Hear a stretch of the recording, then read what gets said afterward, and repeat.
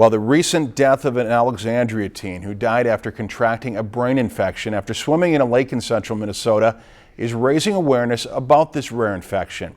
If confirmed, it would be Minnesota's third verified death from the infection. The two previous cases happened in 2010 and 2012. But while some people may be concerned about swimming in freshwater lakes, Jackson Bruner tells us those worries are likely misplaced.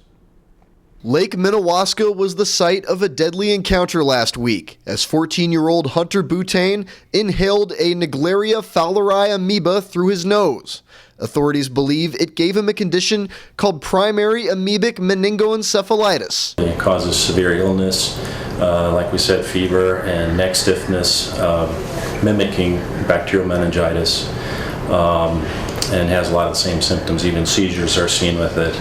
So anything like that, of course, is an emergency. After inhaling the amoeba on July 8th, Butane's condition deteriorated overnight. He passed away the following morning. While the Minnesota amoeba case has created some worries, health officials in the state are adamant in saying the risk of contracting anything like it is very low. I certainly understand that it's frightening. It's important to remember, though, that in the past 10 years, there have been 35 cases in the entire nation, and during that time period, there have been millions and millions of people who have been swimming, and many of which get water up their nose. Blue-green algae is a little more common.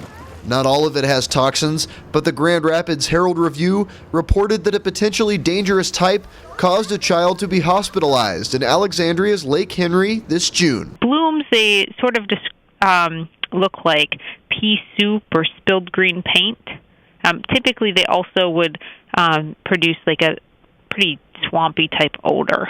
You can't tell just by looking at a bloom whether it's toxic or not.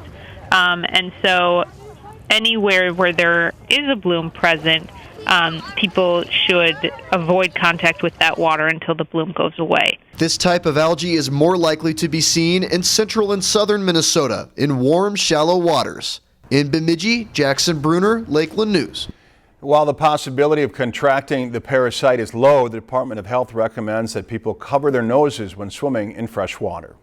If you've enjoyed this segment of Lakeland News, please consider making a tax-deductible contribution to Lakeland Public Television.